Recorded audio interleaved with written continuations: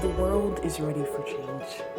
With awareness of environmental issues increasing worldwide and climate concerns mounting, there's a desperate call for action that will minimize the negative human impact on our Earth.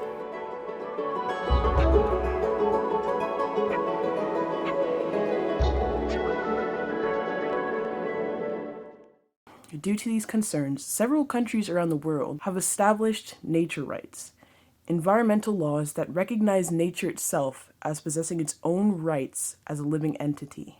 How would a law like that even be implemented? What legislation is enforcing this? Should this be implemented in other countries across the world?